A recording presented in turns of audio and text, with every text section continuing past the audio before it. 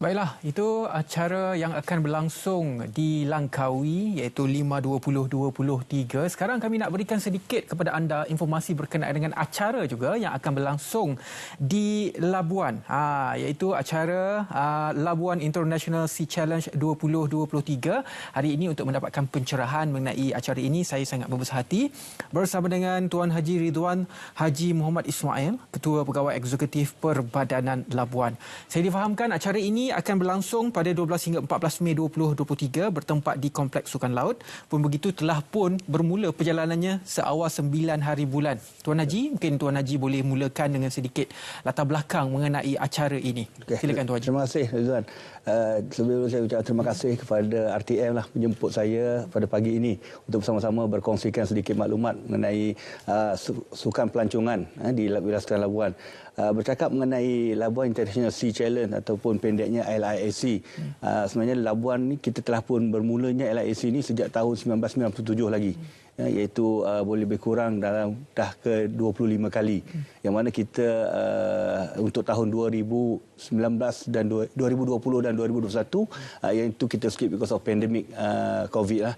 Jadi kita memulakan semula pada 2022 dan alhamdulillah untuk tahun ini insya-Allah pada bulan ini kita akan mengadakan LIAC 2023 untuk kali yang ke-25. Kali yang ke-25. Okey. Apabila kita bercakap tentang cabaran, bukan satu sukan saja. Saya difahamkan ada banyak sukan, tapi ada 3 sukan yang paling utamalah. Memancing laut dalam, berkayak keliling pulau. Betul. Dan juga berenang. Betul. Sejauh 5.5 km. Selain daripada itu, apa lagi dan juga apa keunikan acara-acara ini? Berbanding dengan tahun 2022 sebenarnya, kita sebelum ini kita hanya menganjurkan lebih kurang dalam 7 program saja ataupun 7 aktiviti saja untuk tahun 2022. Tapi berbanding untuk tahun 2023 ini, kita doublekan lagi. Kita gandakan sebanyak 15 acara untuk tahun 2023 ini dan 3 acara utama kita seperti mana dinyatakan tadi iaitu memancing laut dalam. Kemudian kita ada cross channel swimming challenge dan juga kayak mengelilingi pulau Labuan itu sendiri.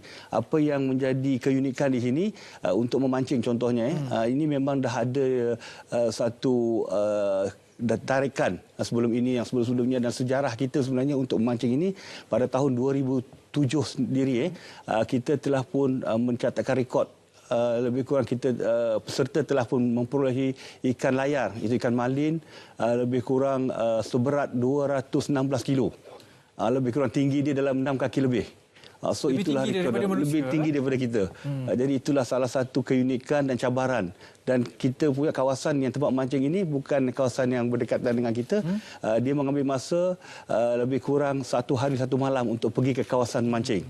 Oh, kerana itu ia bermula 9 Mei. Ya, dia akan bermula pada hari ini untuk pelancaran atau flag off untuk pergi ke kawasan mancing dan di sana kita akan bermula mancing itu pada 12 hari bulan. 12 hari bulan. Ya. Berapa lama masa yang perlu diambil oleh dia akan balik ke Labuan atau ke tempat kita akan mengadili dan sebagainya pada 14 hari bulan dalam jam 2 petang. Pada jam 2 petang, 14 dia akan berada di Labuan semula untuk kita membuat pengadilan dan sebagainya. Okey, itu berkaitan dengan memancing laut dalam. Betul. Yang menarik juga swimming cross channel. Dari mana ke mana dan sejauh berapa kilometer perlu berenang. Itu juga satu cabaran untuk Labuan dan itu dikatakan sebagai kita punya anchor juga untuk LIC yang sentiasa kita adakan ini. Yang mana cross channel swimming ini kita adakan daripada pulau Labuan itu sendiri, main island kepada pulau yang kecil. So kita akan cross sungai itu ataupun lautan itu dengan panjangnya lebih kurang dalam 2.7 km untuk pergi dan balik lagi 2.7 km dengan cabaran arus yang sangat boleh katakan mencabar. Jadi itulah yang ketiga tadi itu adalah mengenai kayak mengelilingi pulau.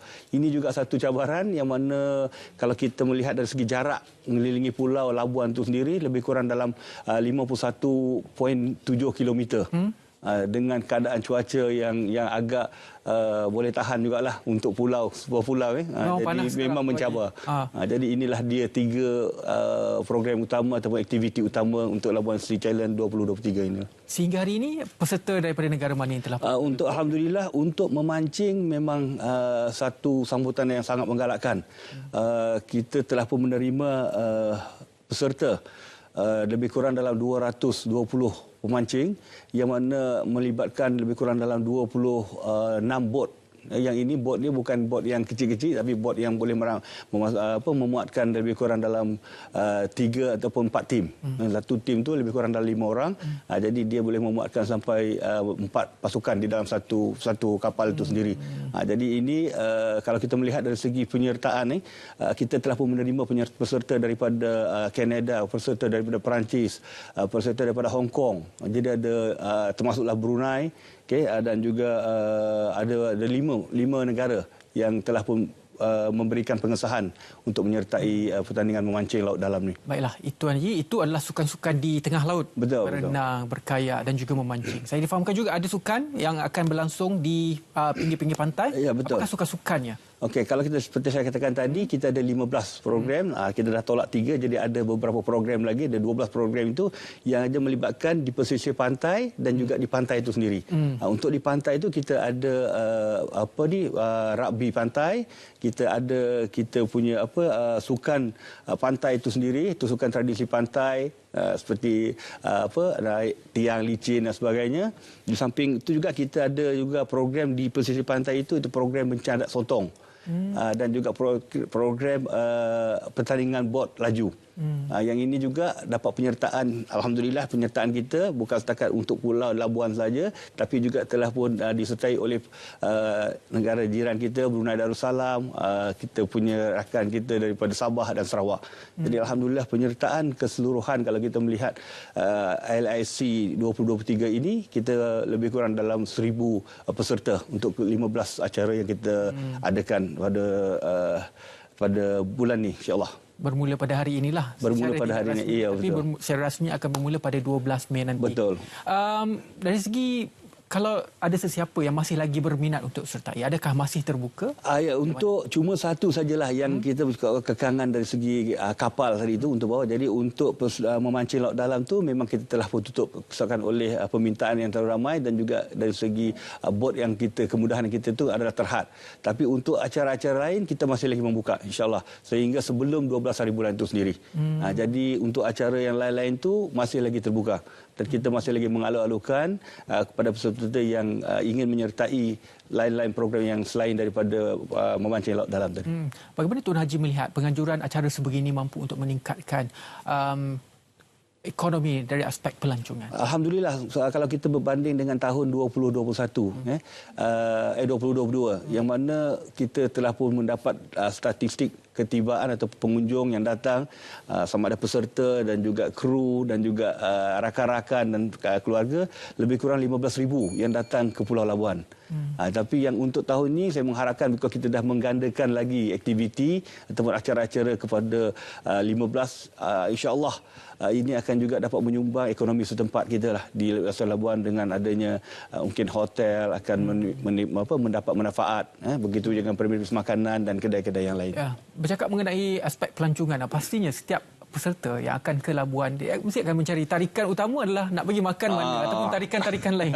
Mungkin Tuan Haji ada masa ni kan. Kita nak bold sikit apakah tarikan utama di Labuan yang perlu kita hadir. Sebenarnya tempat yang makanan popular di Labuan ni breakfast mestilah sup ikannya. Sarapan pagi hinggalah kepada pukul 11. Kadang-kadang ada yang menikmati sup ikan ini sampai ke tengah hari. Jadi itulah keunikan mungkin ikannya yang fresh di Labuan ini. Pasal kita tahu kita pulau ini memang sumber laut kita memang kaya. Jadi itulah salah satu yang popularnya di Labuan. Selain daripada itu kita juga banyak makanan-makanan tradisi. Seperti makanan untuk ambuyat yang kita boleh makan tengah hari untuk suku kaum Brunei dan Kadayan. Kemudian itu juga sebenarnya Labuan ini uniknya kita menerima pelbagai makanan-makanan daripada negeri-negeri lain. Kita ada makanan kerabu juga di sana. Jadi kalau siapa yang datang ke Labuan ini dia tidak akan merasa asing. Dia boleh mencari apa-apa makanan seperti mana yang ada di negeri masing-masing. Dari aspek lokasi pelancongan yang lain yang berdekatan pula bagaimana? Sebenarnya kita di Labuan ini memang kita ada baru kita dapat juga pengiktirafan Geopark Kebangsaan. di Labuan ni kita ada beberapa tempat-tempat yang boleh dijadikan sebagai tempat yang baru, yang menarik di Labuan. Di samping itu juga seperti mana yang mungkin Ridwan pun dah pernah pergi Labuan, kita mempunyai pantai yang cantik, pantai yang panjang, bersih, dan juga kita boleh menikmati keindahan sunset. Sangat cantik. Matahari terbenam memang cantik. Jadi itulah kalau nak mengabadikan kenangan bersama dengan family, dengan rakan semua, Labuan adalah salah satu tempat lah yang boleh kita mendapatkan satu ketenangan di Labuan, insya-Allah. Dan juga boleh juga kalau suka sukan scuba diving, ada dive site yang cukup istimewa di sana. Betul. Peninggalan kapal karam pada kita ada 4. Betul. Kita ada 4 shipwreck untuk tempat yang itu lebih kepada yang advanced diving lah. Tapi kalau kepada yang beginners, kepada yang novice ni, kita juga ada menyediakan tempat-tempat yang lebih tidak berisiko ataupun tidak yang kepada tidak terlalu terlatih.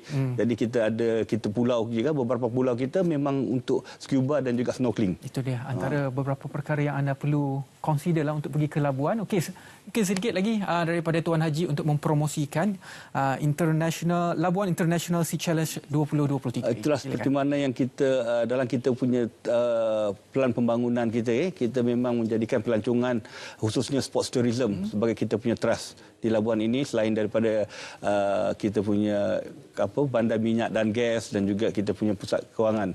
Tapi kita juga mempergunakan sports tourism ini supaya Labuan ini sebenarnya perlu juga diingatkan, Labuan adalah duty free. Pulau bebas cukai. Jadi kalau kita beli barang sana, kita beli seperti Langkawi lah, kita pergi coklat apa semua, insya-Allah kita boleh mendapatkan harga yang murah, dan juga yang mempunyai kualiti lah.